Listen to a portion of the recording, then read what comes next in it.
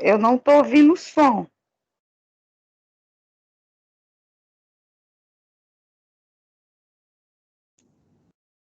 Oi? Agora eu não tô ouvindo o som do vídeo. Mais alguém não está ouvindo o som do vídeo?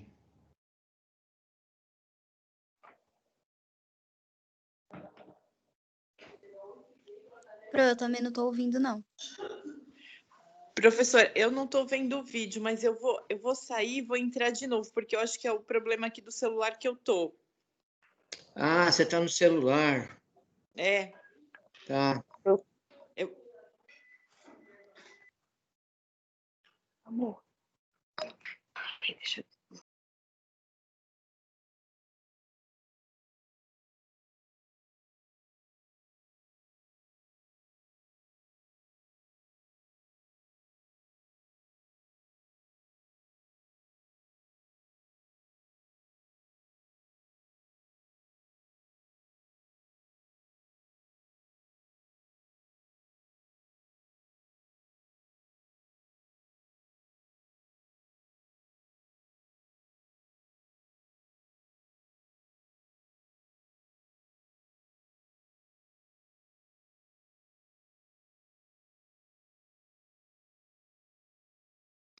Professor, agora eu tô conseguindo ver o vídeo.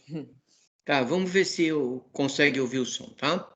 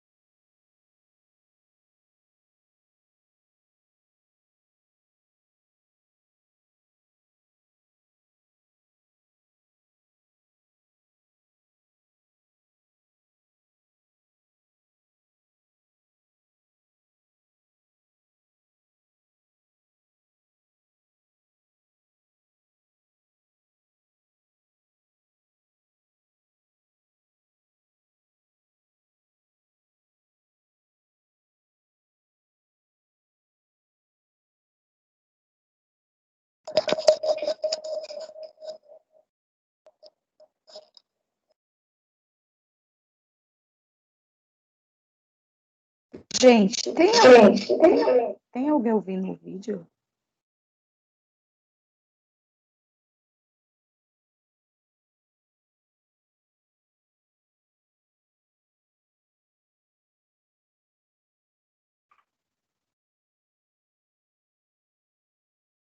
Professor?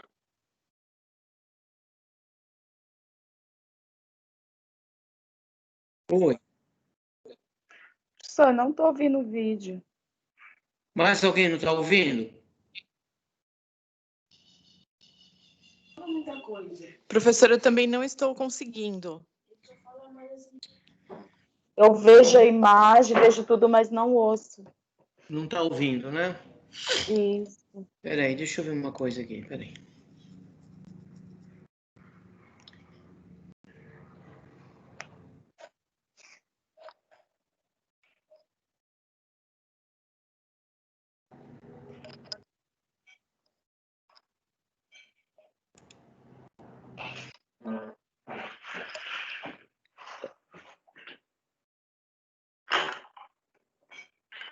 Uma plaquinha assim, ó, não perturbe a área de aula.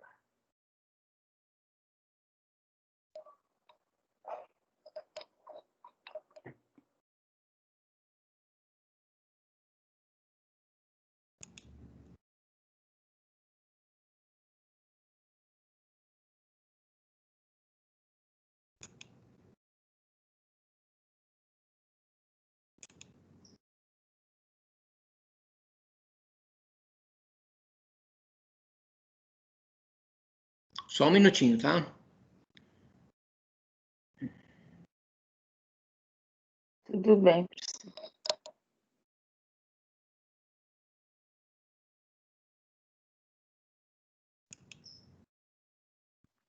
Aê, Maria conseguiu entrar. Parabéns, Maria. Tá me ouvindo?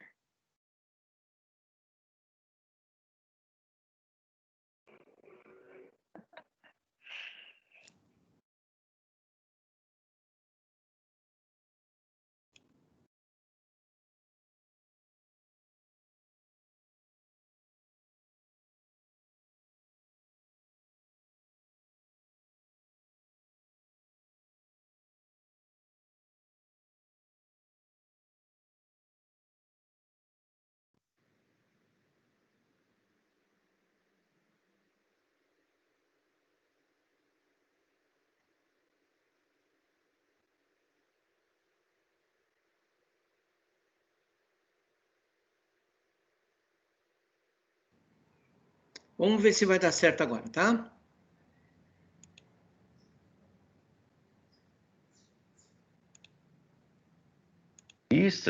Começaram também a desembarcar no Brasil e essas ideias defendiam a razão como um elemento fundamental da Agora sim. conhecimento científico. Tanto as ideias liberais e Tá, eu principalmente vou as voltar ideias o vídeo então do positivistas começo, ok? defendem a educação Sim, como um professor. instrumento fundamental. Bom, gente, nesse vídeo então nós vamos dar continuidade ao nosso estudo sobre a história da educação no Brasil. E só lembrando que no vídeo passado nós estudamos ou apresentamos a educação brasileira durante o Império ou no período imperial. E nós vimos que, apesar dos problemas, começou-se a configurar um sistema educacional institucional, algo que não havia no período colonial. Porém, com muitos problemas, porém, com muitos defeitos. Lembrando que o Brasil do período imperial era um Brasil escravocrata, um Brasil que vivia economicamente baseado na agroexportação de um produto primário, no caso da segunda metade do século XIX, o café, e a produção do café era baseada no trabalho escravo, na escravização de um povo, e isso deixa marcas sociais e culturais profundas, inclusive até hoje. Nós tínhamos uma sociedade agrária, no qual grande parte da sua população vivia no campo. Nós tínhamos algumas cidades, a grande maioria das cidades, mesmo as consideradas grandes, muitas não passavam de 100 mil habitantes, como por exemplo São Paulo. Outras que se destacavam, por exemplo, Rio de Janeiro, a capital, a corte a capital do Império, era o que se destacava na sua população, era a maior cidade, seguida de algumas outras cidades do Nordeste, como Recife, Salvador, entre outras. Mas algumas dessas características, inclusive na prática, permeavam o modelo educacional brasileiro. Então, nós tínhamos uma educação institucional muito elitista, dedicada a poucos membros da sociedade, principalmente das classes dominantes, e aos demais da sociedade, seja o homem livre e pobre, como os escravizados, ficavam muitas vezes à margem do ensino institucional brasileiro. Uma tentativa de mudança, como a gente já comentou na aula passada, foi a Reforma Leôncio de Carvalho, em 1879, que defendia e buscou mudanças significativas no modelo educacional, como, por exemplo, a instituição do ensino livre, desligada do controle do Estado, a permissão de escravizados poderem frequentarem instituições públicas de ensino, a liberação do ensino para mulheres, não apenas em escolas à parte, mas também o início de criação de turmas misturadas entre homens e mulheres, entre outras coisas. A liberação de outras denominações religiosas na condução de seus colégios e escolas particulares. Porém, muito das iniciativas da Reforma Leôncio de Carvalho, de 1879, não se efetivaram até o fim do Império, até o fim da monarquia. Bom, então esse era o Brasil que a gente vai ver no período de transição do Império para a República. Não podemos esquecer também que esse período da segunda metade do século XIX, principalmente a partir da década de 70 do século XIX, muitas ideias, principalmente ideias europeias, começaram a chegar no Brasil e que vão permear o debate público, inclusive em torno da educação. Eu gosto de destacar tanto as ideias liberais quanto as ideias positivistas que vão se fazer presente no debate público a partir de então. As ideias liberais que vão defender o desenvolvimento do liberalismo político brasileiro, ou seja, a necessidade de construção de instituições mais democráticas, inclusive, do que as instituições da monarquia brasileira, como, por exemplo, a liberação do voto, poderes eleitos, seja pelo voto direto, pelo voto indireto, entre outras coisas, que apesar de uma ótica elitista, europeia, branca, elas, se a gente for analisar, elas tinham um passo a mais do que as instituições políticas da monarquia. Isso é algo interessante. Apesar que condicionadas aos interesses da nova elite agrária, econômica, política e social que se desenvolveu no Brasil, a partir da produção do café e do desenvolvimento da agroexportação do café ou de outros produtos primários nesse período no Brasil. Bom, e as ideias positivistas começaram também a desembarcar no Brasil, e essas ideias defendiam a razão como um elemento fundamental da sociedade e o conhecimento científico. Tanto as ideias liberais e principalmente as ideias positivistas defendem a educação como um instrumento fundamental para o desenvolvimento, progresso e modernidade, não apenas da sociedade brasileira, como da própria nação. Inclusive, muitos positivistas e muitos liberais vão fazer uma unidade, vão se engajar na luta pelo fim da monarquia no Brasil e pela instauração do regime republicano brasileiro. E muito dessas ideias vão estar por detrás das movimentações, sobretudo dentro do Exército Brasileiro, e que vão culminar no golpe do dia 15 de novembro de 1889 e a instauração e a proclamação da República pelo Marechal Deodoro da Fonseca e demais forças políticas e militares no Rio de Janeiro. Então, e essas mesmas ideias vão permear o debate educacional brasileiro. Bom, lógico que a história é um processo contraditório, que a gente precisa observar as contradições a partir de um método dialético. Ao mesmo tempo que havia umas mudanças importantes de serem observadas, algumas transformações, inclusive políticas, a gente vê também com certas continuidades. A sociedade brasileira, ela continua elitista, ela continua agrária, ela continua, apesar do fim da escravidão em 88, os seus ações ainda se mantêm, mas, ao mesmo tempo, aquelas ideias antes defendidas como ideias liberais, ideias positivistas, alcançam poder e começam ou tentam começar a implementação de determinadas políticas públicas baseadas nessas ideias, entre elas as políticas educacionais. Isso permeou muito o debate da Assembleia Constituinte, que vai escrever a primeira Constituição republicana, que vai ficar pronta em 1891. Porém, é preciso destacar algumas coisas importantes. Nessa Constituição de 1891, a primeira Constituição da República Brasileira, já começa a defender a necessidade de um ensino público, gratuito, laico, isso é importante destacar, e para todos, ou seja, todos aqueles em idade escolar e até mesmo adultos que não foram alfabetizados na sua idade escolar. Eu gosto de destacar a questão da educação laica, e isso foi colocado muito ao pé da letra, porque lembram-se das ideias positivistas, a ideia da razão, do conhecimento científico, e o positivismo defendia a separação do Estado em relação à Igreja. No caso, na época do Império Brasileiro, não havia essa separação. A Igreja Católica era a igreja oficial do Estado e tínhamos o regime do padroado, que inclusive o próprio imperador fazia parte da hierarquia da Igreja Católica dentro do Brasil. Com a República, do ponto de vista constitucional, isso se separou. Há uma separação entre o Estado e a Igreja. E o Estado, ele assume o seu caráter laico, não ateu, mas um caráter laico, ou seja, separado.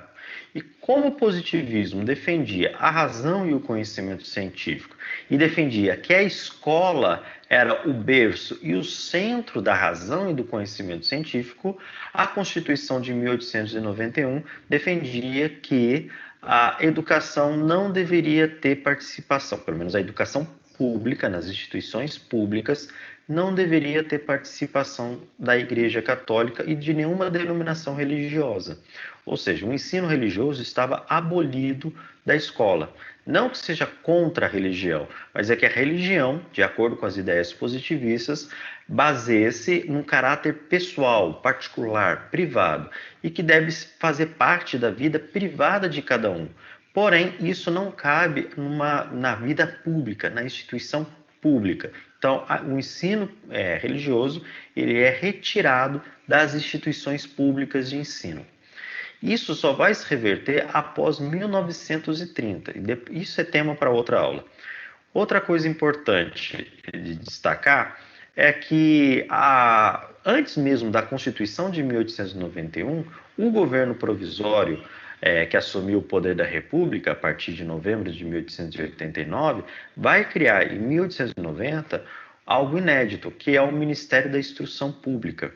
Nunca houve até então um Ministério da Educação, um ministério baseado no governo federal, ou no caso do Império, o governo central, e agora, a partir da República, governo federal, um Ministério da Educação. E o primeiro ministro da Instrução Pública que vai ser o coronel do Exército, Benjamin Constant. Pode parecer meio contraditório, mas Benjamin Constant, apesar de militar, apesar de coronel, ele era um professor, um positivista radical, que desde quando ele era professor da Escola Militar da Praia Vermelha, ele virou um grande expoente das ideias positivistas no Brasil. Além disso, ele participou das articulações do movimento militar que levou ao golpe do dia 15 de novembro e que implantou a República. Benjamin Constant era uma importante figura e que acabou sendo o primeiro-ministro da Instrução Pública no Brasil.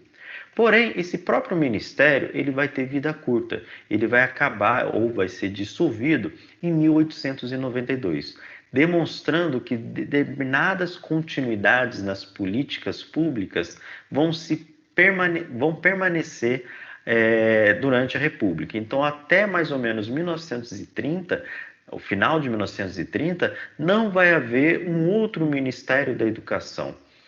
Por que isso vai acontecer? Vamos voltar à Constituição de 1891.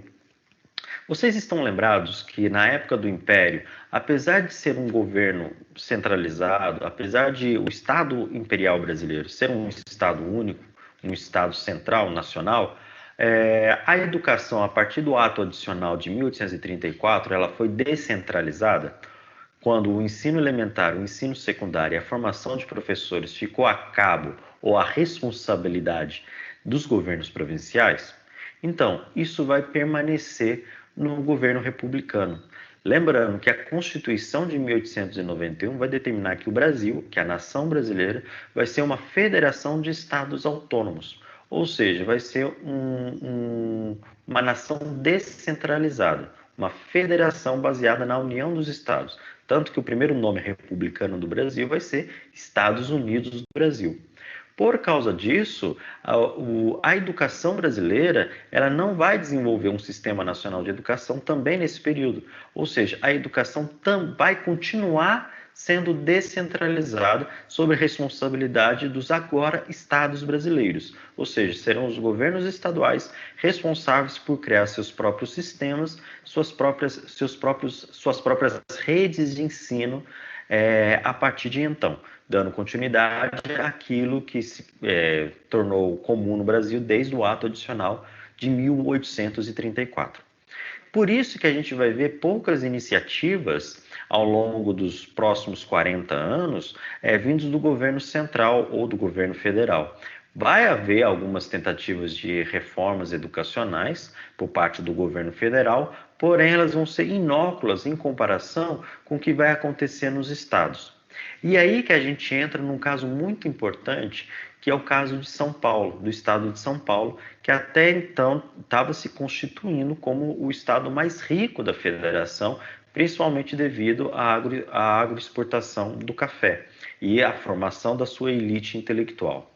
Em 1890, ou seja, antes mesmo da Constituição ficar pronta, o governo de São Paulo vai fazer a sua reforma da instrução pública, principalmente a partir das ideias de Caetano de Campos. Essa reforma vai criar várias coisas, vai reformular o modelo educacional paulista em vários aspectos. Porém, eu gostaria de destacar dois aspectos fundamentais. Primeiro, é a formação ou a institucionalização do que nós conhecemos como grupos escolares. O que isso significa, gente? Lembra que eu falei na aula passada que o conceito de escola no século XIX era bem diferente do conceito atual de escola? Ou significado? Isso significa o quê? Que até então as escolas eram sinônimos de classes, de salas, de turmas isoladas, sob responsabilidade de um professor. Estamos falando do ensino elementar, tudo bem? O ensino primário. Eram turmas isoladas sob responsabilidade de um único professor. Porém, com a reforma da Instrução Paulista de 1890, essas escolas antes isoladas, escolas elementares, elas vão ser reunidas num único prédio, que vai ser denominado como grupo escolar. E esse grupo escolar vai adotar um modelo de organização, uma estrutura de organização que lembra muito, de acordo com as ideias modernas, vamos dizer assim, a modernidade do século XIX, vai assumir uma estrutura mais racionalizada de organização que lembra muito o aparato fabril. Ou seja, as escolas ou turmas isoladas vão ser reunidas num único espaço, elas vão ter interligações, tanto que vai se estabelecer um modelo de ensino seriado, ou seja, com etapas e momentos de formação, por isso que vai surgir a primeira série, segunda série, terceira série, quarta série, todas elas coordenadas por uma direção da escola que vai assumir o controle organizativo, vai assumir o controle pedagógico, vai ter responsabilidade pela biblioteca e vai assumir o papel de controle, vamos dizer assim, da disciplina dos alunos. E os professores vão responder a essa direção também. Por isso que muitas escolas mais antigas, de prédios antigos que a gente vai ver hoje, não só em São Paulo, mas em outros estados, está lá na sua fachada de denominação grupo escolar. Então, esses grupos escolares vão começar a surgir a partir do estado de São Paulo, a partir da reforma da Instrução Paulista de 1890. Além disso, vai se determinar que essas escolas deveriam ser criadas não apenas na capital, mas também nas cidades do interior. Lógico que muitas vezes esses prédios deveriam ser construídos não apenas com o financiamento ou o investimento por parte do governo estadual, mas também por parte dos governos das prefeituras que estavam se constituindo nesse período. O governo estadual ficava responsável pelo financiamento permanente da escola, porém a construção do prédio ficaria sob a responsabilidade das prefeituras. Então, diante disso, a gente vai ver que prefeituras mais ricas, como por exemplo a capital, vai construir alguns prédios e outras cidades mais pobres, outros municípios mais pobres, não vão nem conseguir construir seus prédios, vão adaptar prédios já existentes ou até mesmo não ter prédios, né? Então, a gente vai ver muitas diferenças. Dentro dessa perspectiva, e muito no debate da exaltação da escola, que daqui a pouco a gente vai comentar, vão surgir prédios, estruturas físicas, prediais, principalmente em São Paulo, mas também em algumas cidades um pouco mais ricas do interior, muito esplendorosas, vamos dizer assim. Porque apesar de não atender a grande maioria da população, porque elas serão diminutas, porém, diante do debate educacional, vai ser muito bonito para determinados governantes construir prédios que exaltam uma beleza e a racionalidade, a modernidade, né, da nova república. Inclusive, muitos desses prédios vão competir no município com prédios da prefeitura, da Câmara, com o Fórum e demais outros prédios públicos imponentes de cada cidade. Por isso que até hoje, em alguns locais, a gente vê muitas escolas deste período que se constituem como prédios muito bonitos, mesmo que pequenos, e na época não atendessem a grande maioria da população e idade escolar, devido a ser uma quantidade pequena diante da necessidade. Então, esse é o primeiro aspecto da reforma da Instrução Paulista a partir de 1890. O segundo aspecto importante é a formação de professores. Até então, a formação de professores no Brasil, no período imperial, era muito fraca, era muito descentralizada, era muito não organizada, vamos dizer assim. Até que muitas escolas normais, que era a escola de formação de professores primários, eram muito precários. Não só na estrutura física e no financiamento, mas também no debate curricular, no debate pedagógico.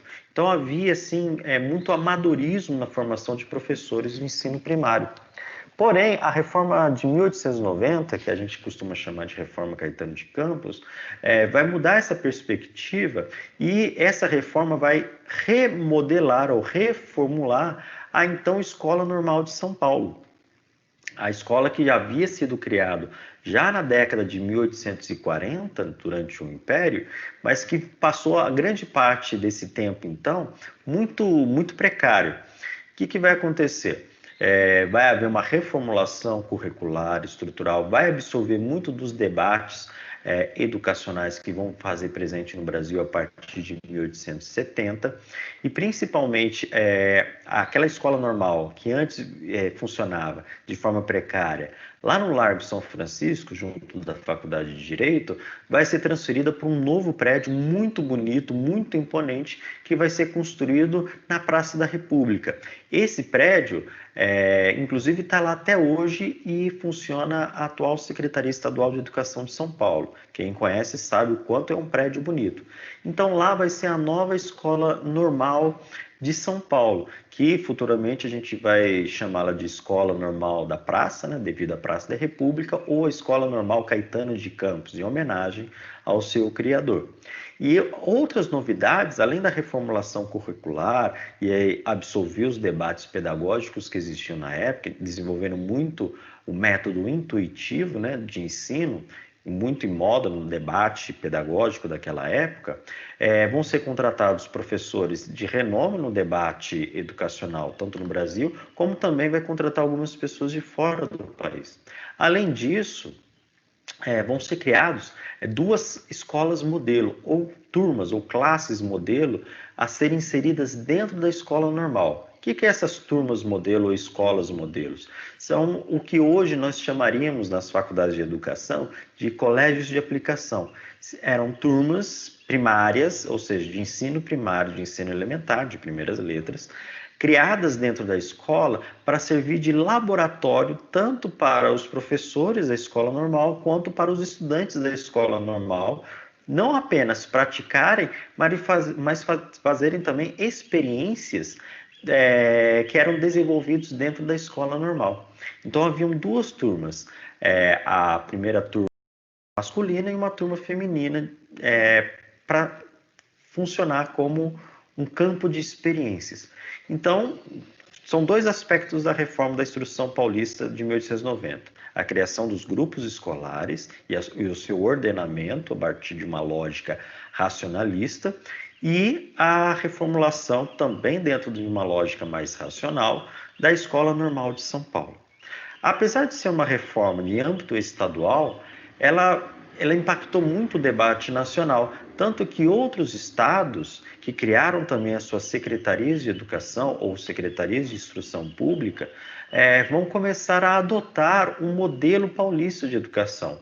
Minas Gerais vai seguir essa tendência, Bahia vai seguir essa tendência, Rio de Janeiro vai seguir a tendência e demais outros estados, não todos, mas demais outros estados.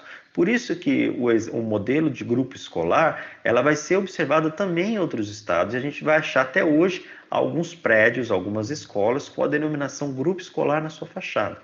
Então esse é um aspecto importante do início da República que a gente tem que trazer. As reformas a nível estadual, porque não havia, de fato, políticas públicas educacionais a nível nacional, por parte do governo federal, que causasse realmente um impacto. Lógico, havia medidas federais, porém muito inóculas em comparação com as reformas estaduais. Bom, outro aspecto importante da educação brasileira no período na Primeira República até 1930 foram os debates educacionais que vão se fazer presente nesse período.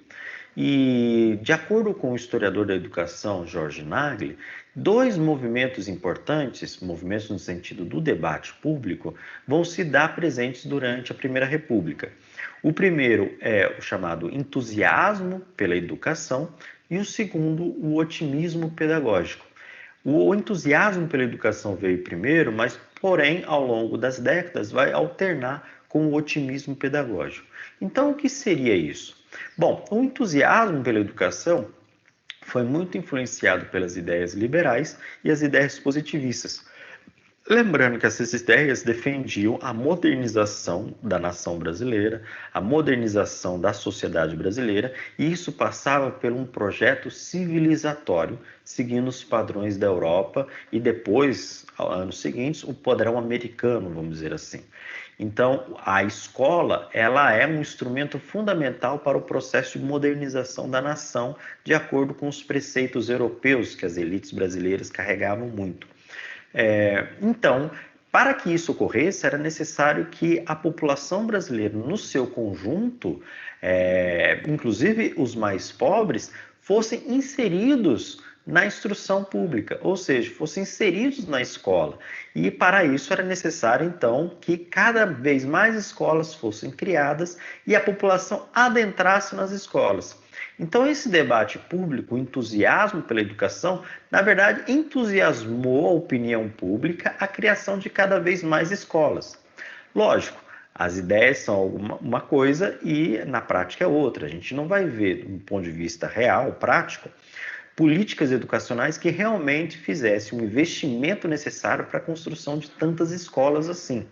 Lógico, por quê? Porque havia sempre o debate orçamentário e setores políticos que representavam interesses sociais e econômicos das elites não muitas vezes conseguiam entrar em acordo no orçamento público para isso. Mas no campo das ideias havia um entusiasmo muito grande. Isso deu vazão para que houvesse algumas iniciativas muito localizadas, regionalizadas e estadualizadas para a construção de escolas, porém muito poucos perto da necessidade. Mas havia esse entusiasmo pela educação, tanto no final do século XIX, nos primeiros anos da República, como também depois, a partir de 1908, 1910, junto com um debate muito nacionalista, muito patriótico, Olavo Bilac, entre essas coisas, que vai defender amplamente a ampliação das escolas públicas pelo país. Inclusive um debate sobre a refundação da República, né? A republicanização da República, muito desse debate que vai culminar na reação republicana, nacionalista da década de 10 e depois nos debates na década de 20, principalmente diante do contexto da crise da Primeira República, a crise política da Primeira República. E o que foi o otimismo pedagógico? O otimismo pedagógico foi um outro movimento inserido nesse debate que, além de defender a ampliação das escolas, vai defender debater a educação existente nessas escolas, um debate curricular e um debate pedagógico. Eles faziam muitas críticas, os participantes desse debate do otimismo pedagógico faziam muitas críticas que não bastava criar escolas, mas que o modelo educacional ainda existente nessas escolas e em processo de expansão ainda estava muito arcaico, ainda muito ligado ao século XIX, no período imperial. Uma educação repetitiva, uma educação conteudista, uma educação baseada, inclusive, em aspectos dos jesuítas do século XVIII, como, por exemplo, o Ratio Studiorum, o estudo das humanidades, e deixando de lado o que realmente interessava. Então, o otimismo pedagógico, esse debate, propunha a necessidade de uma reformulação curricular e pedagógico da educação brasileira, muito inspirado nas obras de filósofos, pensadores e educadores da Europa e, sobretudo, dos Estados Unidos, que começou a se fazer presente muito no Brasil, a sua literatura pedagógica muito no Brasil após a Primeira Guerra Mundial. Um dos grandes expoentes desse debate que virou referência no Brasil foi o filósofo americano John Dewey, que vai defender uma reformulação curricular e dos métodos pedagógicos e que no Brasil vai inspirar mais para frente, na década de 20, o que nós vamos chamar de escola novismo, ou seja, as ideias da escola nova.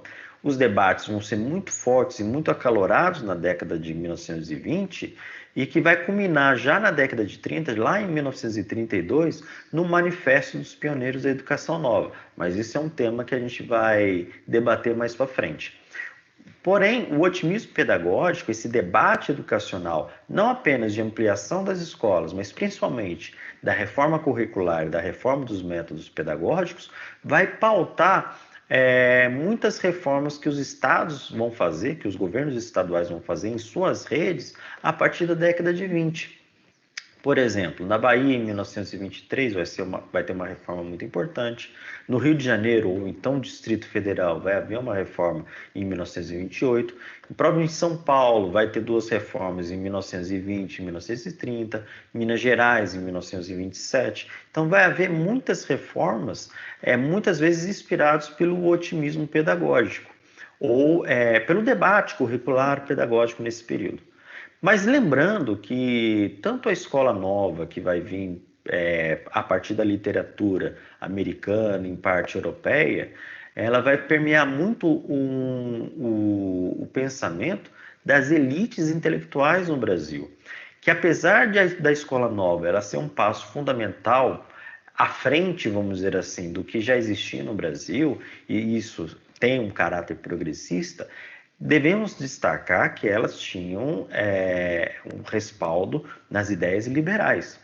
Por exemplo, a escola nova de John Dewey, que vai depois permear os debates no Brasil, vai defender que a educação ou o ensino ele precisa ser mais prático, ele fugir da intelectualidade ou do conhecimento abstrato e desenvolver nas escolas, desenvolver nas crianças e nos jovens um conhecimento prático, um conhecimento adaptável às necessidades sociais e principalmente econômicas do país, principalmente visando uma formação de uma força de trabalho que adapte às transformações do capitalismo brasileiro e mundial que se desenvolvia aqui.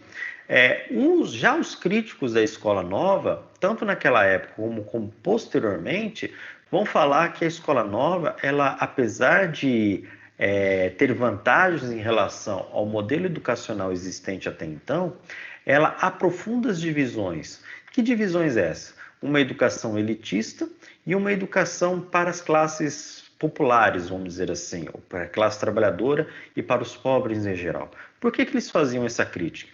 Porque a Escola Nova defendia a adaptação curricular de acordo com as aptidões e necessidades dos indivíduos. E a gente sabe muito bem que nessa questão educacional, quando se fala assim, indivíduos, adaptando às necessidades das classes sociais. Por exemplo, se um indivíduo das elites, da classe dominante, tem um cabedal cultural melhor e prevê ele assumir um papel intelectual, político, econômico e burocrático no país, ele vai ter uma educação mais conteudista, intelectualizada, com um aprofundamento dos conhecimentos historicamente construídos ou produzidos pela humanidade, enquanto que para as classes populares, para a classe trabalhadora, para os pobres em geral, que é a denominação, né, vai ser uma educação mais preparada, mais dedicada à criação de uma força de trabalho mais técnica, mais fabril, e adaptada às necessidades dessas próprias classes populares. Então, os críticos à Escola Nova vai dizer que aprofunda as desigualdades dentro do sistema educacional. Bom, apesar que a Escola Nova ela vai pautar muito debate e vai ser mais democrático do que o modelo educacional anterior que existia no país, mas havia suas críticas.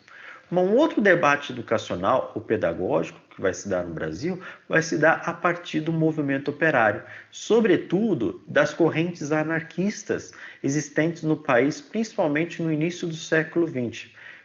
Essas correntes anarquistas vão fazer uma crítica ao modelo educacional brasileiro existente até então e uma crítica às escolas institucionais, principalmente das redes estaduais de ensino.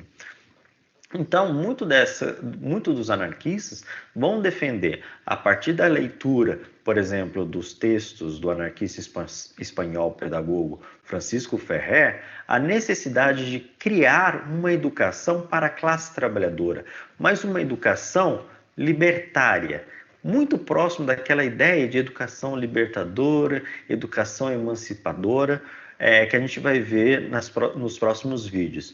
Mas uma educação que visava a libertação intelectual, uma libertação cultural e ideológica da classe trabalhadora diante da hegemonia burguesa, da hegemonia liberal existente na sociedade brasileira e na educação brasileira.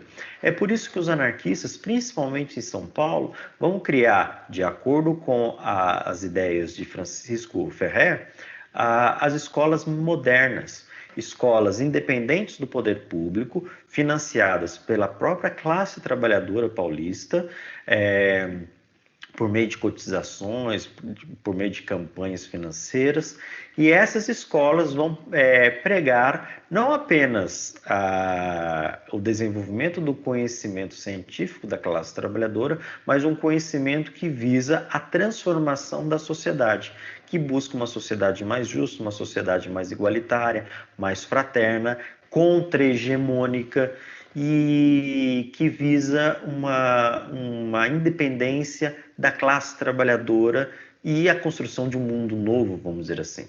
Infelizmente, foram iniciativas muito isoladas, muito inóculas em comparação às iniciativas, e muitas dessas escolas modernas que foram criadas sobretudo em São Paulo, elas não tiveram uma vida mais longa, principalmente porque o movimento operário brasileiro era visto como um caso de polícia. Então havia muita repressão ao movimento anarquista e depois a todo o movimento operário existente no Brasil, e sobretudo no Rio de Janeiro e em São Paulo. Mas vale a pena a gente ressaltar essa experiência das escolas modernas na história da educação brasileira. E por último, é importante destacar a questão do ensino superior brasileiro. A regulamentação e a responsabilidade dos cursos superiores no Brasil ainda continua com o governo federal, ou um governo centralizado, um governo federal. Contudo, o modelo de ensino superior, ela continua se baseando nos institutos, nas escolas e nas faculdades isoladas, mantidas tanto pelo poder público, exemplo, a Faculdade de Direito do Largo São Francisco, em São Paulo, como também por algumas iniciativas privadas ou particulares, vide algumas faculdades isoladas ligadas à Igreja Católica.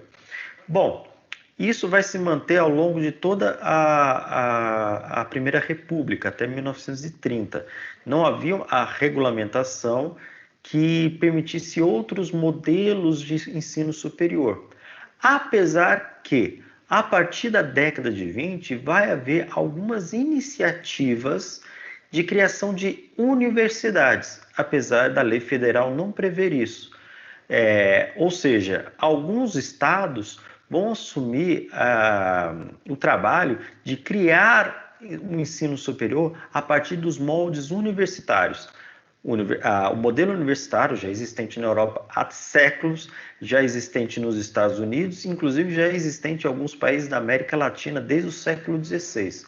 Então vai começar a adotar o modelo universitário, lógico, sem uma regulamentação do governo federal.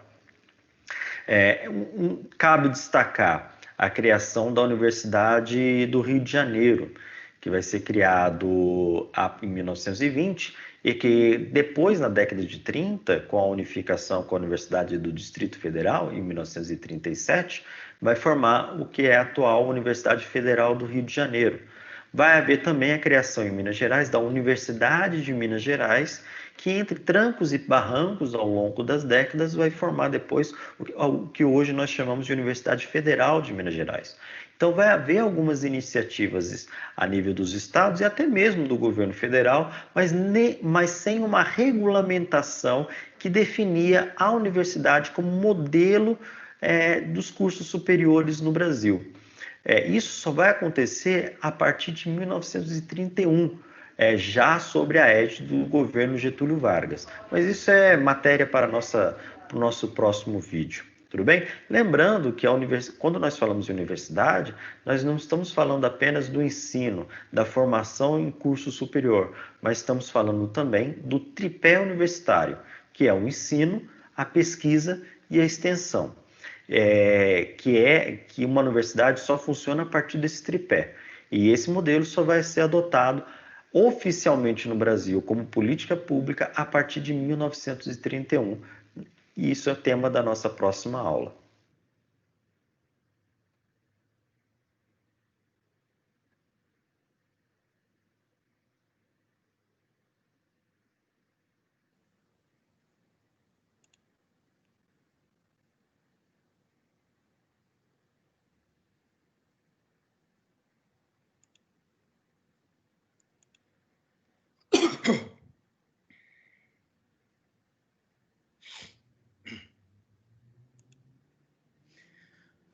Bom, eu acho que deu para vocês terem uma ideia da educação na Primeira República. Deixa eu carregar uns slides aqui agora para a gente complementar o que ele falou. O vídeo parece ser um tanto longo, mas ele tem 40 minutos. A sugestão é que depois vocês possam rever esse vídeo novamente, com mais calma, talvez, mais tranquilidade, porque ele discursa ali alguns assuntos muito interessantes, né? Ele até traz alguma coisa que a gente também já falou em aulas passadas, né?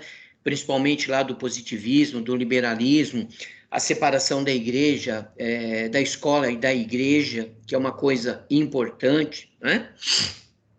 Ele fala ali de Caetano de Campos, eu não sei se vocês já tiveram a oportunidade de ir em São Paulo, e ali na Praça da República ver esse prédio, realmente foi uma das escolas estaduais mais importantes de São Paulo, né?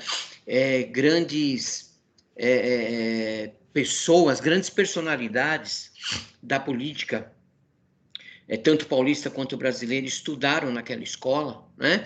Você tem ali, por exemplo, Paulo Maluf estudou ali, o Bruno Covas estudou ali, o José Serra estudou ali, tá? Paulo Maluf estudou ali. Então, nós temos grandes personalidades que estudaram naquela escola, porque realmente era uma escola muito importante. E era uma escola muito elitista, né? Ele também fala bastante sobre o elitismo do Brasil, a separação, né, do povo e daquelas pessoas que tinham mais condição. Ele também frisa ali, né? Ele enfatiza bastante também, e a gente também já enfatizou aqui, que a educação, naquela época, ela era muito direcionada àquilo que as pessoas queriam. Até no finalzinho agora ele fala bastante sobre isso, né? Se a pessoa fosse almejar algum cargo público, alguma coisa muito importante, então o estudo era direcionado para atender esta necessidade, né? Agora, se precisavam de pessoas para trabalhar na produção, para ser mão de obra, então a escola era uma escola técnica e que atendia aquela parte da população, né? Isso explica muito hoje o que nós temos em termos de educação dentro das nossas escolas, tá? Então, a gente vai ver alguns slides aqui para complementar e para reforçar tudo isso, né? Ele fala ali o período da Primeira República, entre 1889 e 1929, né? Onde a República Proclamada ali adotou o modelo político americano baseado no sistema de presidencialista. Na organização escolar, percebe-se a influência da filosofia positivista, que foi o que a gente viu. Eles começam a separar ali a igreja da escola, e ele enfatizou muito bem isso, ele deixou muito bem claro, que ele não fala que a escola passa a ser uma escola ateia, mas sim uma escola laica, ou seja, separa-se o que é igreja e separa-se o que é escola.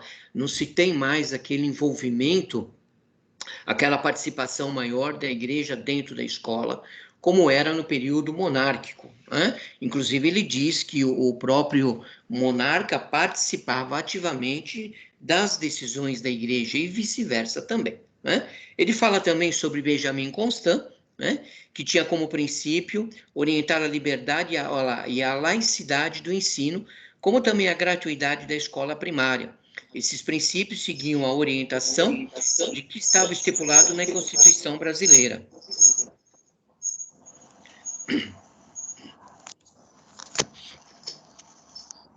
Espera aí, deixa eu acertar uma coisa aqui.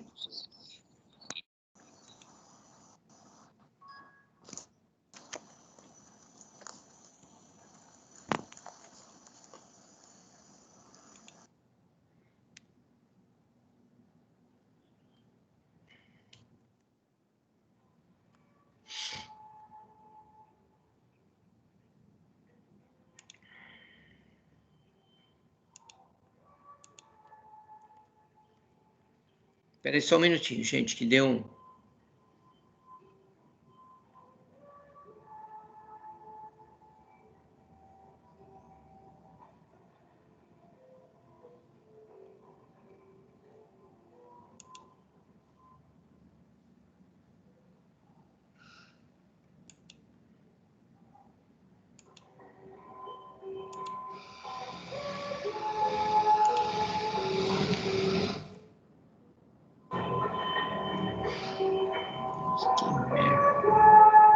Espera aí só um minutinho, gente, que deu pau aqui no...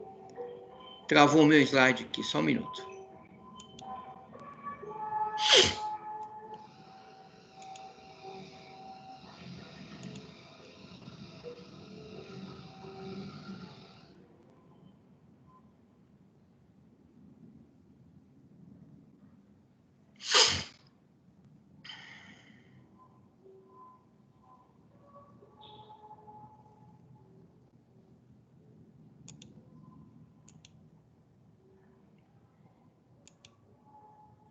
Bom, repetindo aqui, né? Então, a reforma Benjamin Constant tinha como princípios orientadores a liberdade e a laicidade de ensino, como também a gratuidade da escola primária. Esses princípios seguiam a orientação do que estava estipulado na Constituição brasileira, que a gente já viu também, que todo mundo tem direito ao ensino, à educação, né? Uma das intenções dessa reforma era transformar o ensino em formador de alunos para cursos superiores e não apenas preparador, tá? Outra intenção era substituir a predominância literária pela científica, ou seja, para deixar de ter todo aquele estudo bonito, pomposo, e um estudo mais científico, mais conhecedor.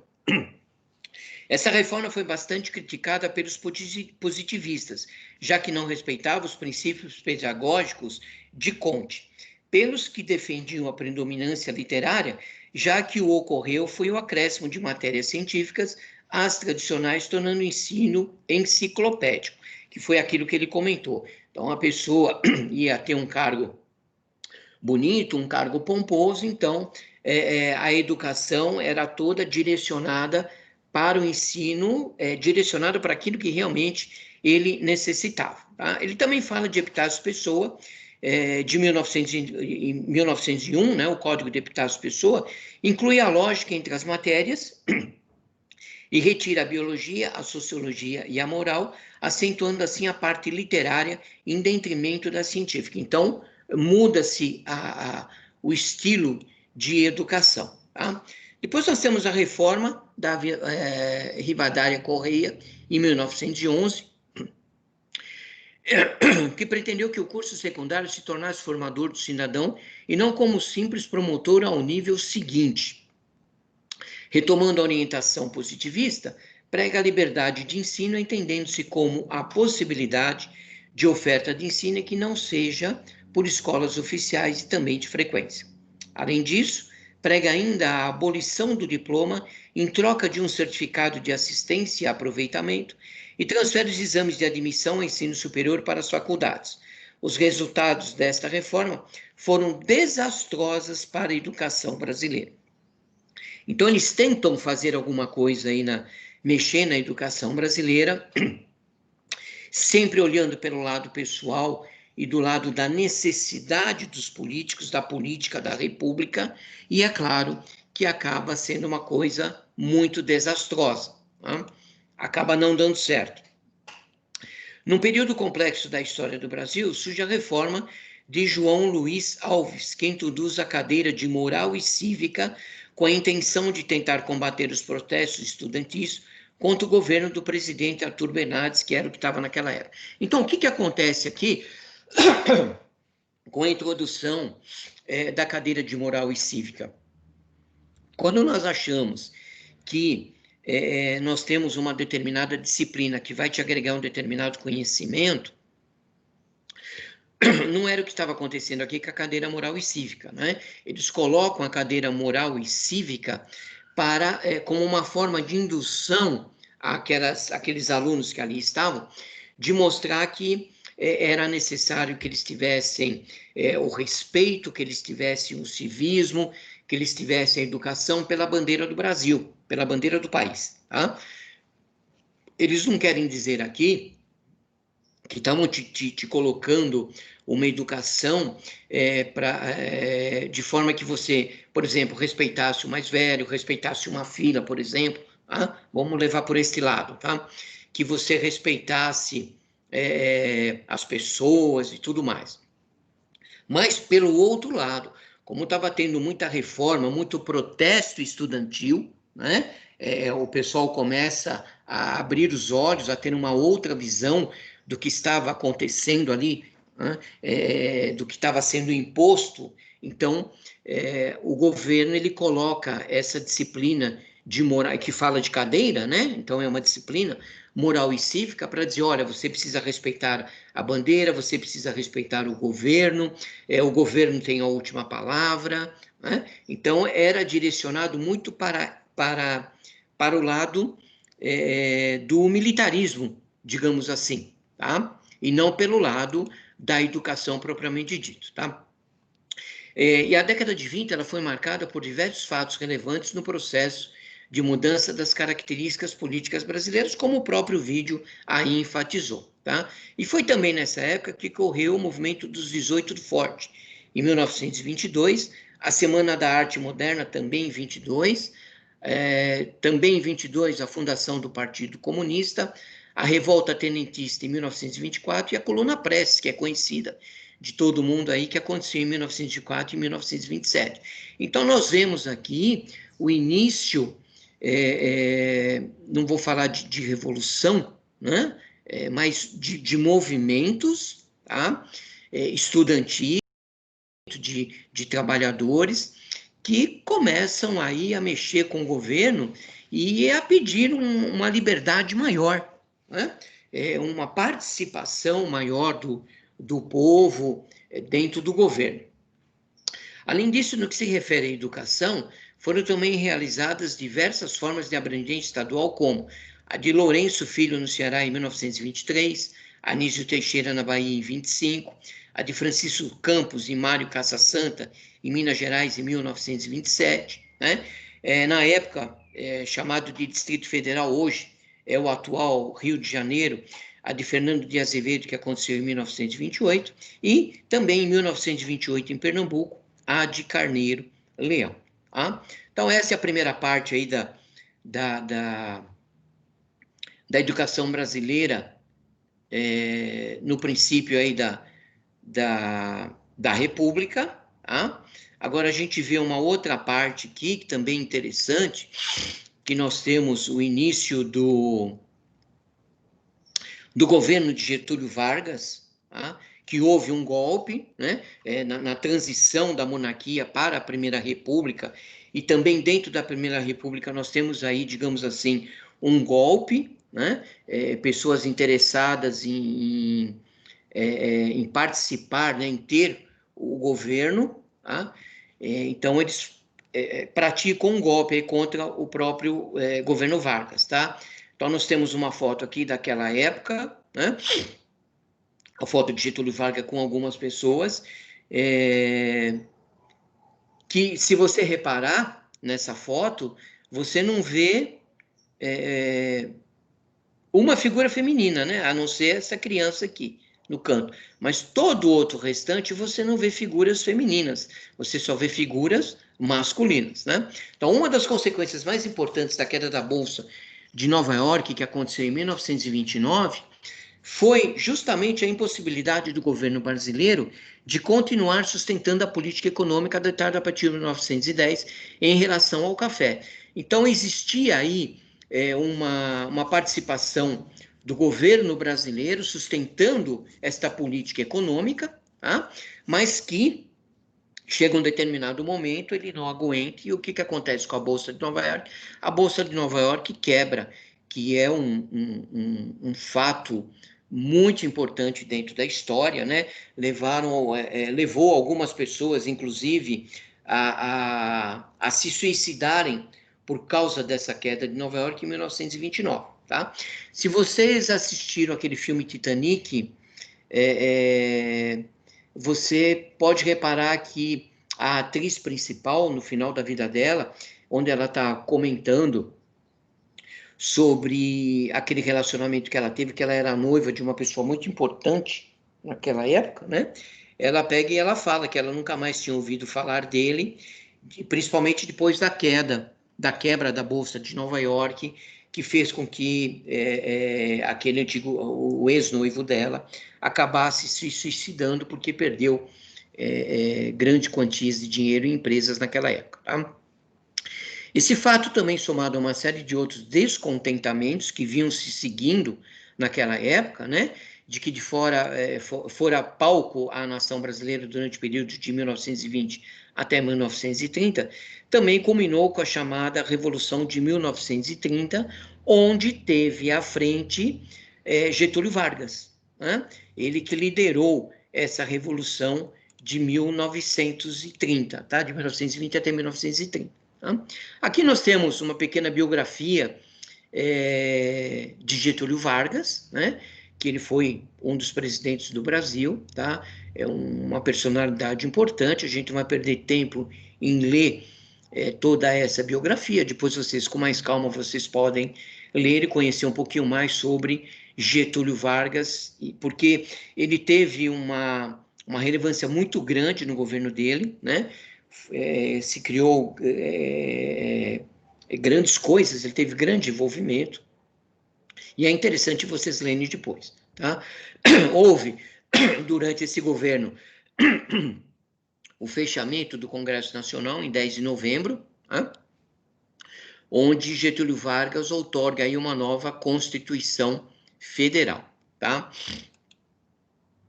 Aí nós entramos já no período da Segunda República, que vai de 1930 até 1936, ok? A República de 30, né, que foi liderada por Getúlio Vargas, foi o marco referencial para a entrada do Brasil no mundo capitalista de produção. A acumulação de capital no período anterior permitiu com que o Brasil pudesse investir no mercado interno e também na produção industrial. Essa nova realidade brasileira passa a exigir uma mão de obra mais especializada. Então, para que isso pudesse acontecer, se faz necessário investir na educação. Tá? Então, em 1930, é criado o Ministério da Educação e da Saúde Pública, inclusive no vídeo ele também faz referência a isso, né? E em 1931, o governo provisório sanciona decretos organizando o ensino secundário e as universidades brasileiras ainda inexistentes. Esses decretos ficaram conhecidos como Reforma Francisco Campos. Tá? Em 32, um grupo de educadores lança à nação o Manifesto dos Pioneiros da Educação Nova, redigido por Fernando de Azevedo e assinado por outros conceituados educadores que viviam nesta época. Em 1934, a nova Constituição, a segunda da República, dispõe pela primeira vez que a educação é direito de todos, devendo ser ministrado pela família e pelos poderes públicos. Ainda em 1934, por iniciativa do governador Armando Salles de Oliveira, foi criada a Universidade de São Paulo. O vídeo também retrata isso, né? A primeira a ser criada e organizada segundo as normas do Estatuto das Universidades Brasileiras de 1931. Seguido a isso, nós temos Anísio Teixeira, em 1935, que era o atual secretário da Educação. Ele cria a Universidade do Distrito Federal, no atual município do Rio de Janeiro, né, com uma faculdade de educação na qual se situava o Instituto de Educação. Tá? Então, nós vemos aqui a mudança, né, uma mudança drástica na educação, saindo do período da monarquia para o período da Primeira e também da Segunda República. Nós vemos aí grandes pessoas, grandes pensadores, né, que defendiam aí o positivismo, defendia também o liberalismo. Tá? Então, eles têm uma grande influência, eles cobram do governo a mudança na educação, porque naquela época a educação atendia uma parte simplesmente da população, a outra parte estava relegada a nada. Né? Vocês veem aí a criação dos grupos escolares, a gente passa a entender por que chama grupo escolar, né? Porque naquela época a educação ela era uma educação dedicada, né? Onde o professor ali era a pessoa mais importante dentro daquela sala, né? Ele que detinha o poder do conhecimento. Então, essas correntes, né? Entre aspas, esses revolucionários, esses intelectuais que começam a participar da educação, eles começam a pressionar o governo para que se mude a maneira como vinha sendo feita, aplicada a educação em todas aquelas pessoas. Né? Então, eles batem naquela tecla de que a Constituição dizia que a educação ela tinha que ser para todos e não por uma pequena minoria. Tá? Hoje nós entendemos, né, quando nós vemos esses prédios suntuosos, nós entendemos o porquê que esses prédios existem, né? Porque naquela época eles começam a construir esses prédios porque achavam que a construção do prédio era o que fazia com que, nossa, como eles estão trabalhando, que coisa bonita que eles estão fazendo, né? E hoje a gente entende também, porque muito dos governos, né, sempre enfatizam que não, nós construímos 5, 10 escolas, sim, é muito bonito tudo isso, construir 5, 10, mas precisa ter pessoas, precisa ter a estrutura, nós precisamos ter alunos e tudo mais. Então, é aquilo que eu venho sempre dizendo para vocês. Eu não posso abandonar a história do passado, né? Porque ela me traz algo relevante. Então, o que eu preciso fazer? Eu preciso modernizar tudo que está acontecendo no dia de hoje. Por isso que é importante nós estudarmos tudo isso e entendermos toda